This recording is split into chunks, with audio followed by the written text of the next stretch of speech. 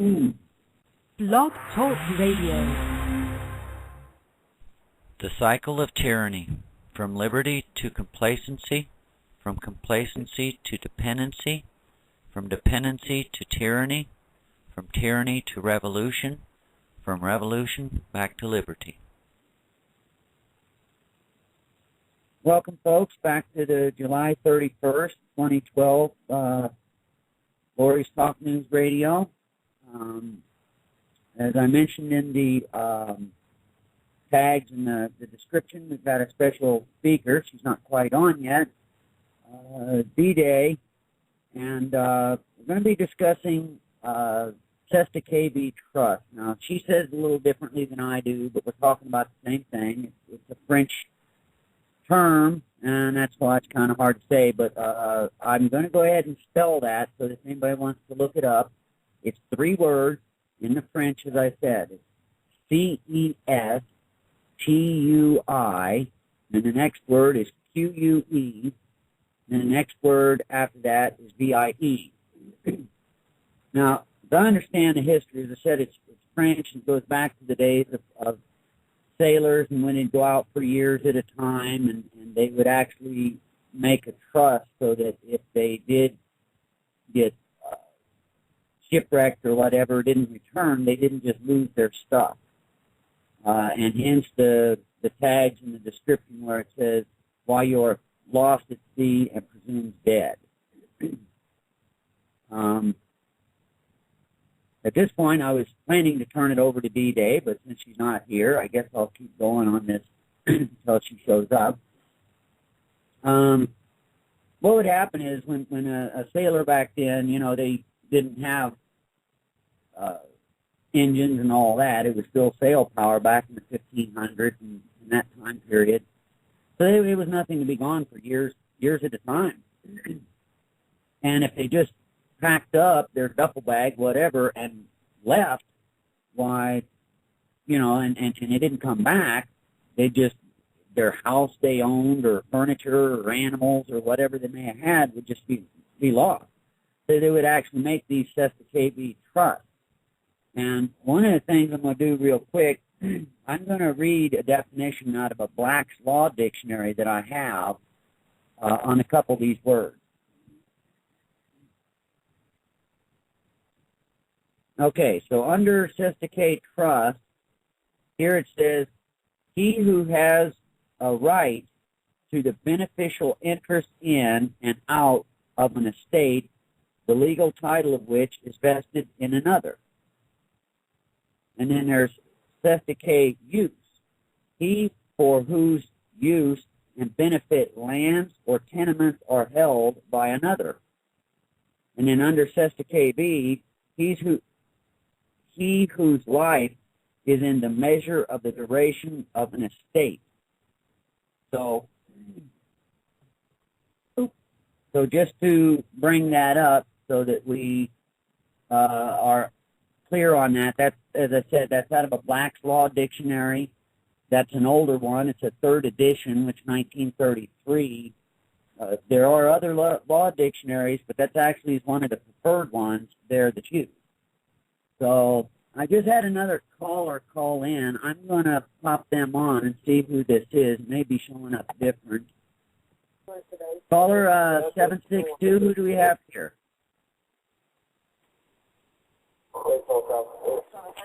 Hold on. Jackie. Oh, that's you, Jackie. Okay. I'm still waiting on D-Day to pop in. I'm surprised she's not here yet. She just emailed me, so hopefully I gave her the right number. I'm pretty sure I did. I may have to see if you'll carry on for a little bit. I was just going over the subject matter, the Cestui Que Vie Trusts, and that it was a French word, that type of thing, and why people filled them out. And I just finished reading out of Black's Law Dictionary, just a couple little blurbs. I was kind of hoping D-Day would pick up at this point, because she's got quite an understanding. I mean, I have a little bit on the theory and the history of it.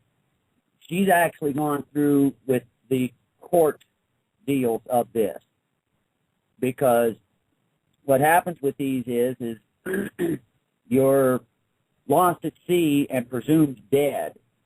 It happens right after, and I know, Jackie, you're familiar with this, but the birth certificate, within 3 days, they do this thing, and you're lost at sea. And if you don't come back up and say, oh, no, here I am, I'm alive, everything you do is actually from a basis of presumed dead. So for those of you that have thought some of the things so far have been really weird, you're really going to think that this here is weird. Aha, our guest is in. Let me unmute her. I'm going to go ahead and mute you back, Jackie, for now, and open it up to our guest. D-Day, is that you? It's me. It's me. Oh, good, good. I just went through and said that it was Cestui Que Vie Trusts. I told them it's French, so we say a little bit different. Gave a little rough history about it being French, and that they did that when the sailors left, yada, yada, yada, and that you're lost at sea, presumed dead. And I read a couple little one-liners out of Black's Law Dictionary, and with that, I'm going to mute myself out and let you have the floor. Okay. Well, actually, the Cestui Que Vie Trust is a very odd legal instrument in that it presumes that you're dead when you're still alive. And an example of when a Cestui Que Vie Trust would be appropriate, I always use the example of Robinson Crusoe. Guy is shipwrecked and he's lost at sea on a desert island for 20 years. Nobody knows where he is. His family and others have a need to go on, and so they come to the court and they ask that poor Robinson be declared dead and that his estate be distributed to a trust. And so they form a Cestui Que Vie Trust, and they determine by the laws of descent and distribution who should be the beneficiary of the trust. And the property is then in the ownership of the trust. The trustee is appointed by the court. The trustee acts as an executor, and the beneficiary is allowed to have the possession of the different elements of the trust, like they may live in the house, they may run a business, and so on. But here's the kicker. What happens when Robinson Crusoe shows up and he's still alive? Well, then, by the rules that were established regarding the Cestui Que Vie Trusts, the person that was the beneficiary has to pay back anything that's been lost. And the corpus of the trust has to be returned unencumbered to the original owner. And that is precisely what we have here now, today, in the United States. We have been basically declared legally dead, all of us who have a birth record, a birth certificate, have been declared legally dead when we subsequently signed up for Social Security. The way it runs, I guess I should begin by saying that you're all familiar with the fact that different words have different meanings when they're used in a legal context. For example, the word person, we usually use that word in a common vernacular way to mean a human being, to mean a living entity, a living man or woman. But the word person legally can mean a living person, a living being, sometimes called a natural person. It can mean an association, a corporation. A lot of different things can be called a person at law. And that's just one example. And one of the big examples of that we have, we all talk about the United States of America, and most of us, when we say that, just speaking colloquially, mean the 50 states united. But the actual legal meaning of the United States of America is very different. The actual states that are part of the United States of America include the District of Columbia, Guam, Puerto Rico, and other insular states. Okay, they're states. They're in the American hemisphere, and they can form a union. And they did, back in the early part of last century. And so when you hear the words United States of America, and you're thinking 50 states united, no. Legally, the United States of America is just those federal states. They're called federal states. And they have federal citizens. All the people who are born in what we think of as the territories are in fact territorial or federal citizens. So the genesis of this is that the federal citizens are ruled over by Congress. And over time, the designation of federal citizen has been expanded and expanded and expanded. At the beginning, a federal citizen was just members of the military and federal employees and people that were born in the territories, places like Puerto Rico and Guam. But over the past 80 years, that definition has been gradually expanded so that the United States of America, that is, the District of Columbia, Guam, Puerto Rico, et al., are claiming that everyone is a U.S. citizen. Now, a U.S. citizen, otherwise known as a federal citizen, is subject to federal jurisdiction. Now, the way our country was set up, there was the Declaration of Independence, which declared our intention to be free. We fought the Revolutionary War. Cornwallis surrendered, and that granted title to all the land that had formerly belonged to the British to the Americans, with the exception of British Commercial Company holdings, which was quite substantial. But the immediate effect was that they had to hurry up and figure out what a state was. And so they came up with the Articles of Confederation. The Articles of Confederation define what a state is, and they define it in terms of land. And they describe a state in terms of its metes and bounds, its actual land designations. And the states own their land. The articles then go on and they provide some guidance as to how the states can interact with each other. Now, obviously, there were some problems in that with separate nation states occupying the country, there was no universal currency, for example. There was no way to do national treaty and trade agreements. There were certain things that were just better handled by the states operating together instead of separately. And so they got together and they formed the Constitution. And basically the Constitution does two things. It forms a public trust in the preamble, and then it describes a contract between the states and a new government which will take part of the jurisdiction of the states and exercise it in their behalf.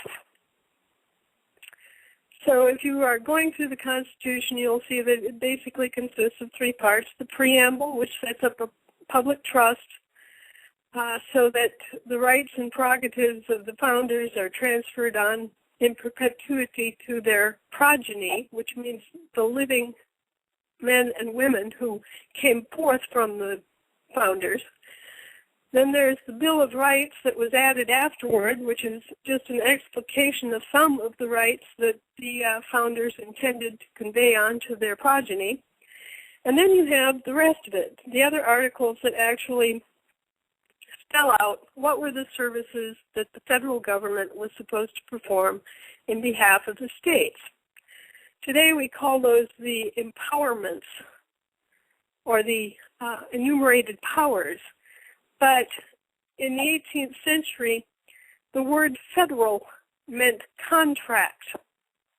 And it is indeed a contract. The states, not the people, but the states, contracted together to create the federal government. The states already had jurisdiction over the land. The states already owned the land, and that created a jurisdiction over the land. When you own something, you can say yay or nay to what's going to happen on that property, right? So same thing with the jurisdiction on the land. The states have the jurisdiction on the land. The federal government was given jurisdiction over the seas and over the navigable inland waterways. So the federal government has two kinds of jurisdiction only. They have jurisdiction, which is called statutory jurisdiction, over federal corporations. And they have jurisdiction over things that happen on the inland waterways, like the St. Lawrence Seaway or the Great Lakes or the Mississippi River. And they have admiralty, which is, civil maritime and admiralty are related, obviously. They're both jurisdictions on the water. Admiralty is jurisdiction related to our rights on the high seas and in coastal areas. So admiralty is an international jurisdiction. Civil maritime is commercial jurisdiction that especially applies on the inland waterways. And the upshot of all of this is that our citizenship has been muddled. We're actually citizens on the land, but through various legalistic deceits and semantic obfuscations, the powers that be have contrived to assert federal jurisdiction, that is, corporate statutory jurisdiction and civil maritime and admiralty jurisdiction over people that are actually only under the jurisdiction of the states, the land jurisdiction. And the Cestui Que Vie Trusts themselves derive from a very ancient and evil system that was set up by the Roman Catholic Church. I'm kind of giving you all a background here, so you begin to see how this all pulls together. Back in the year 800, the Pope decided that God created the earth and gave it to his Son, Jesus Christ, and the Pope was the representative of Christ on earth, and therefore Christ's steward. So the Church laid claim to the entire planet, everything on it. They created what was called a global estate trust. And this went through many different generations, but it was a claim upon every resource, every person, all property, and even your soul. And so they placed this claim upon the entire globe, and they found a mechanism, a legal mechanism to enforce the claim, which is the Cestui Que Vie Trust. And that derives from another Christian concept, which is that when we turn to Christ and become alive in Christ, we die to our old selves. Well, another enterprising pope decided that meant, oh, well, you're alive in Christ, and so all of your estate is left to the church. And they developed the Cestui Que Vie Trust as a way to claim your property away from you, the living person, and to gain a claim over it to the church. The church has done this for over 1,000 years. They set up three different trusts, three different Cestui Que Vie trusts, one that claims your soul, one that claims your body, and one that claims all of your earthly property. The church keeps the first Cestui Que Vie trust, the claim on your soul, and it farms out the other two to your government. The government then uses the same structure to lay a claim against your body and your property. Now, this is all very arcane and strange. It's Roman ecclesiastical law. It's centuries old.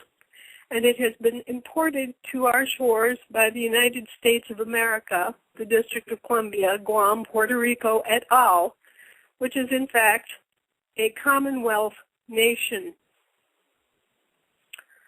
So I know that's going to be really hard for a lot of people to grasp, but the fact is that it was under contract, it is under contract to provide these services to the 50 states united.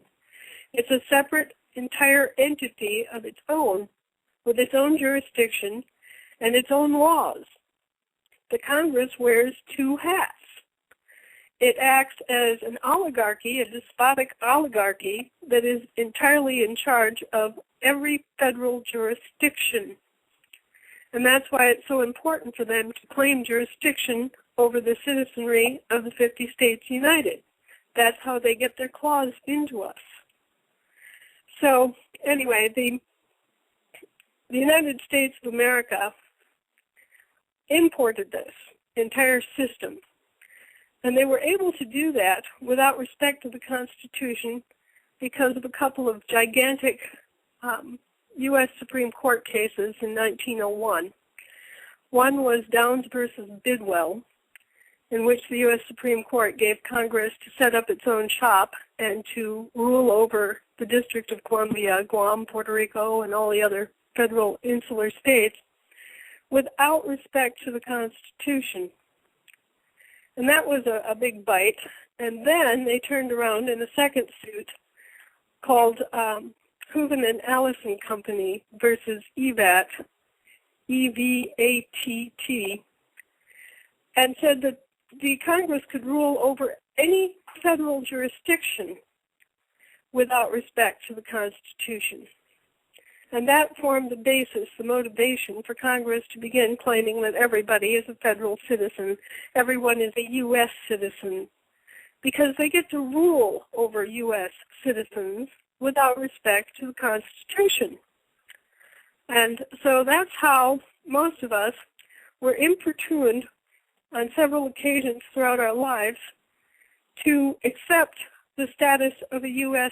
citizen instead of an American citizen, and to accept the jurisdiction of a statutory federal corporation or a civil maritime or admiralty jurisdiction, both of which are jurisdictions exercised by the federal government. And bit by bit, they have crept forward and they brought their admiralty and civil maritime and federal statutory jurisdictions onto the land. And they have imposed them improperly upon citizens of the land. And they've been able to do that because in 1933, a fraudulent bankruptcy was entered into by the federal government, and the Conference of Governors was complicit in this. The Conference of Governors voluntarily became adjuncts to the federal bankruptcy. The United States of America filed bankruptcy, and then, stupidly, the Conference of Governors said, "Oh, that's okay, we'll stand good for you." And they pledged the full faith and credit and underlying credit of the states and the citizenry thereof in support of the bankrupt United States. And that's how they got their hands on our pocketbooks and have been able to run up all of these atrocious debts and bills against our credit. Okay, but now how could they make that stick? Well, here comes our old friend, the Cestui Que Vie Trust, which is actually the subject of tonight's discussion. When you're born, the hospitals are obligated by the government to secure a certificate of live birth from your mother. And this is presented as if it were just a record of the event. Yes, the baby was born here, blah, blah, at this time and date, and their name is and their parents are. And we have all accepted that. But in fact, that initial document creates a trust. And it leaves it such that the government is able to create a claim on that baby. The government claims the body of the baby. And that's how the government gains control over our children.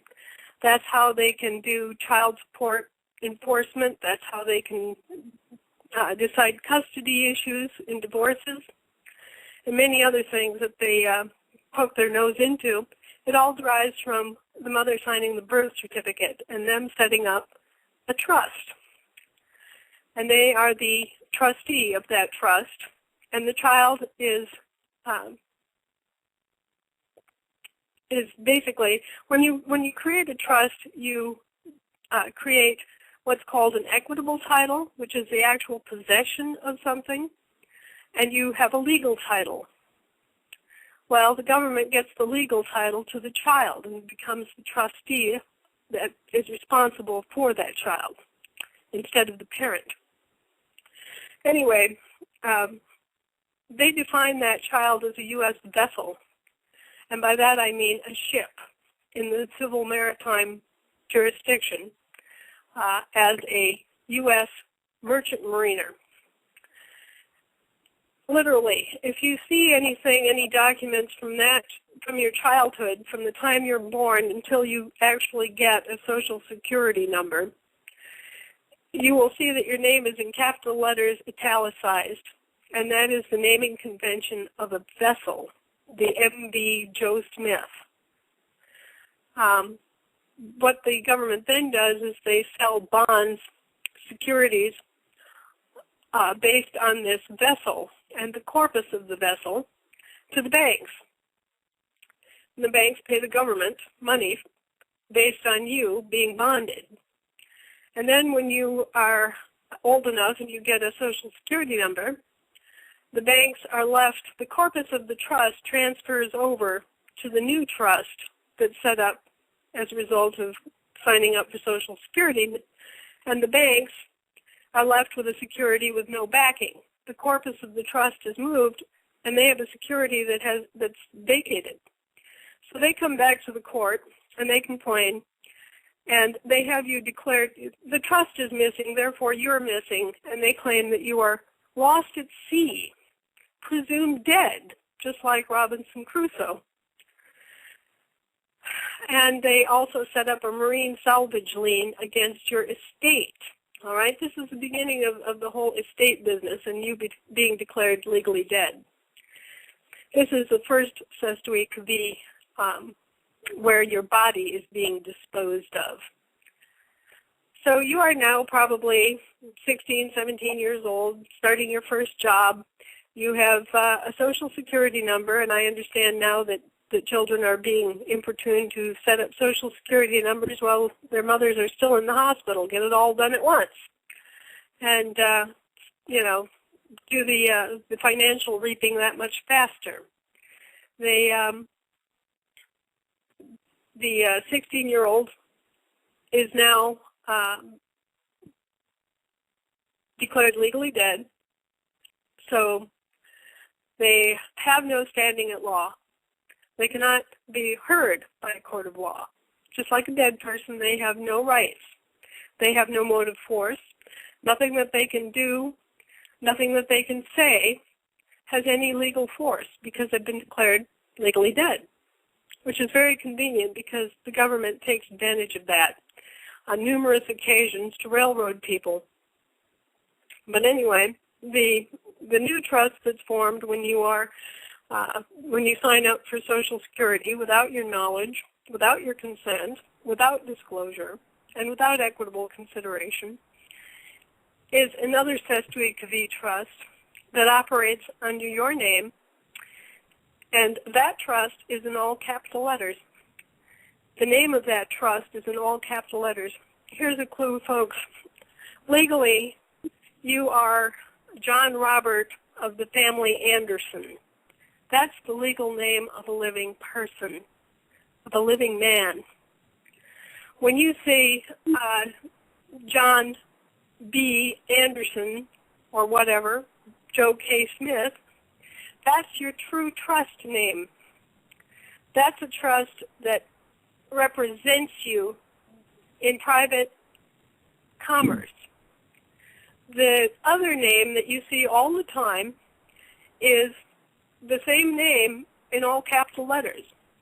If you pull out your supposedly personal checking account and look at your checks, you'll see that your name is in all capital letters. And that is the name of the Cestui Que Vie Trust. It's actually a trust and transmitting utility that is operated as a franchise by the Department of the Treasury of Puerto Rico. And that is the trust that the IRS uses to claim your labor, to get an attachment on your actual profit, your income. It's sometimes called the straw man, and everything that you own or everything that you think you own has been transferred into the actual ownership of the straw man trust. And it's a Cestui Que Vie Trust because you're presumed dead, right? The straw man trust, operated by the Department of the Treasury of Puerto Rico, has ownership of your bank account, your land, your home, your utility bills, your credit cards. Everything belongs to the straw man. None of it belongs to you. And you can, anytime you see your name in all capital letters on any document, on any bill, anything whatsoever, if your name is in all capital letters, it's not you. It's a federal franchise. That franchise owns everything you think you own. The government has laid claim to it, and it has run up a gigantic bill. It has mortgaged everything you own, including your body and your labor, to the hilt. Most of this was finally accomplished under the Buck Act in 1940.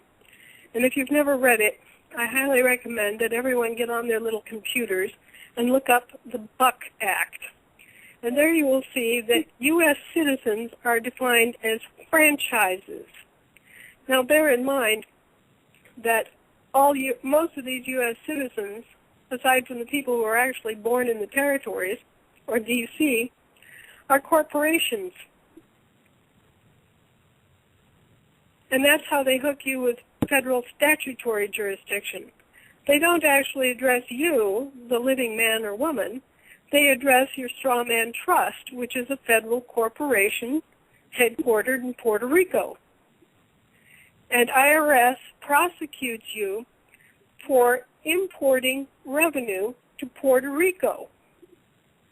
They tax you for the privilege of giving their trust all your money.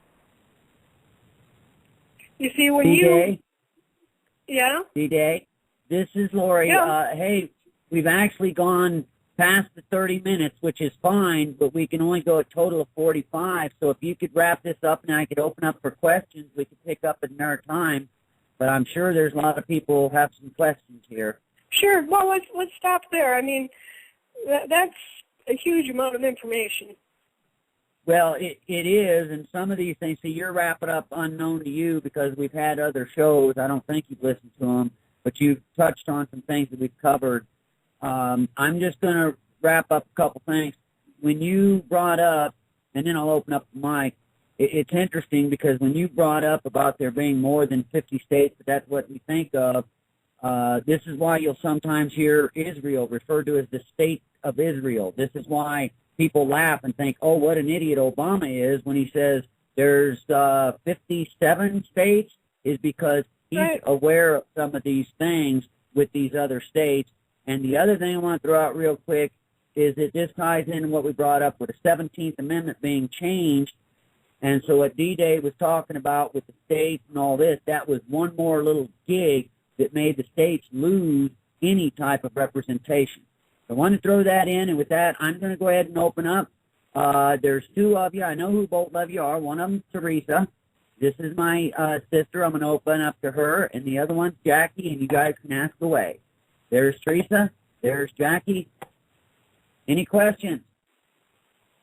I first want to say that was, D-Day, that was most informative. I found myself taking notes without even knowing why I was writing them, but that was most informative. And this is kind of going back to the very basic thing. How is it that I don't know if I missed this, I apologize if I did, how exactly do you get determined to be dead for all these things that to be happening, all these various trusts and them owning, you and your stuff, basically? What you mean? How do you exactly get declared dead? Yes. The banks take an action before the court, and they show the court their bonds, which now are not backed by any physical asset. Okay. And so then they tell the court, well,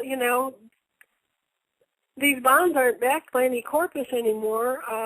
We don't know where the corpus went, but the vessel is missing.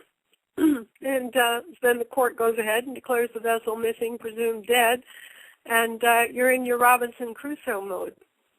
And also, would you mind respelling the word for that trust? The main one that we're talking about, the French one. Sure. It's Cestui Que Vie, and it's CESTUI, Cestui, Que, QUE, Okay. V, VIE. Cestui. Cestui. And I want to add one thing before the rest of you do questions.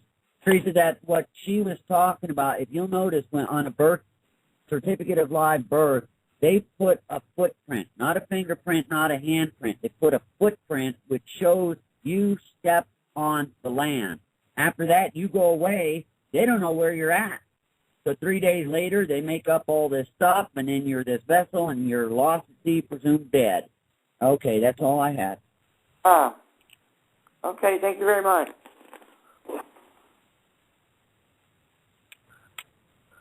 Jackie, I know you got to have questions.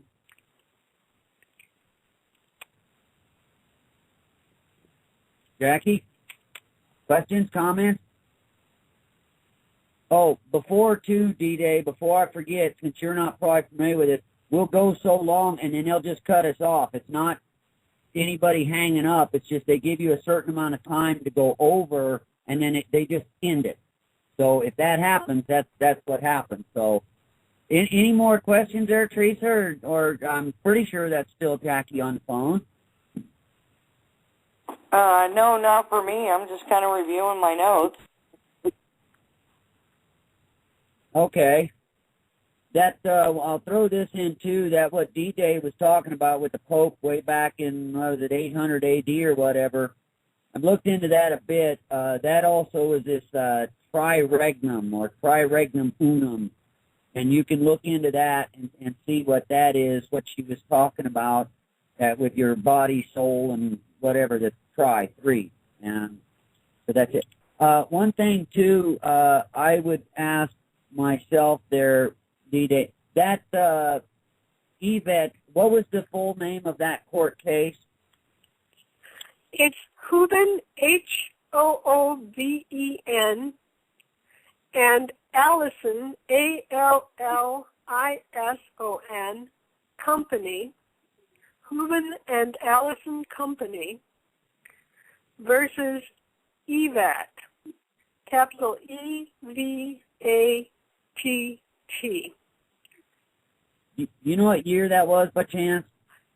I believe it was 1901. It seems like 1901's come up quite a bit in my studies, just like 1913 and other ones. That must have been a big year for them. Yeah, and it all culminated in the Buck Act. Yeah, I got that one written down. So, Teresa, no more questions? Well, I do have one. It's not on a specific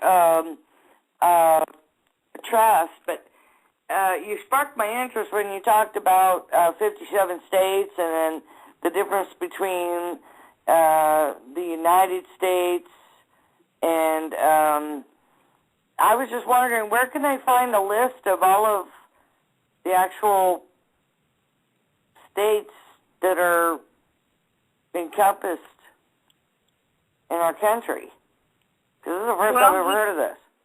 Look up territories of the United States, and then add the District of Columbia to whatever you find, and that'll give it to you. I believe it's American Samoa, Guam, Puerto Rico, American Bahamas. Wow. So there's a bunch of islands. Wow. But yeah, there really aren't 57 states. There are 7 states in the United States of America, and then there are 50 states united. And all they have with us is a contract. But there's nobody left to enforce the contract.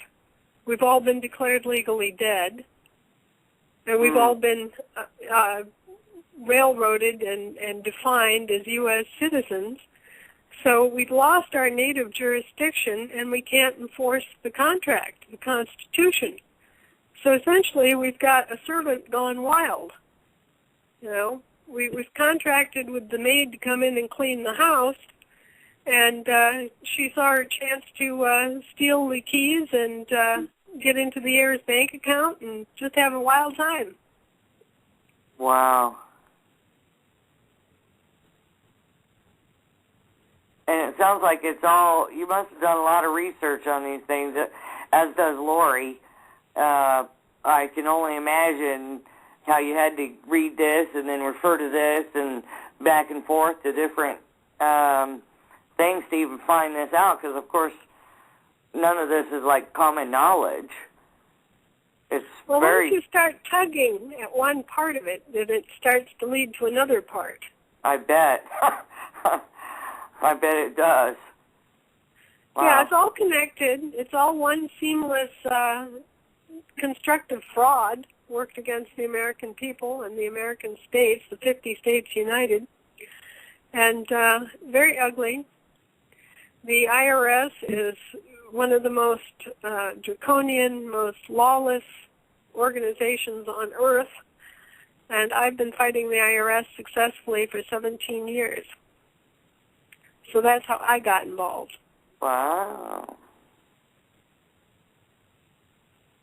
I'd like to add one more thought to that. When D-Day was saying that there's nobody left in the States to challenge this or to fight it, because we're all, well, most all of us are dead, and so there's no inhabitants, there's no people living in the States because they're all dead, and then this opens up a whole nother bailiwick of, you know, where do you live? Oh, I live in California. Well, you just said you're in the ground. You're dead. This is why you have state of California, California state. They're not synonymous. And you in California, Teresa, should be familiar. I brought this up to you before about why you pay your taxes to the franchise board. And this ties into this whole thing. Because the original Constitution in California said there would never be an income tax. And therefore, they made you a franchisee of the District of Columbia, which is why that's where you pay your quote-unquote taxes. The light bulb came on. I love it, D-Day. Well, yeah, the U.S. defines us all. Any U.S. citizen is defined as a franchise of the United States of America. But what actually happened in California was that and it's important to understand this, in 1933, the 50 states united were entered into this fraudulent bankruptcy by this governor's conference stupidly pledging our credit in favor of the United States' bankruptcy. They replaced all of the de jure 50 states and replaced them with, get this, corporate franchises of the United States of America.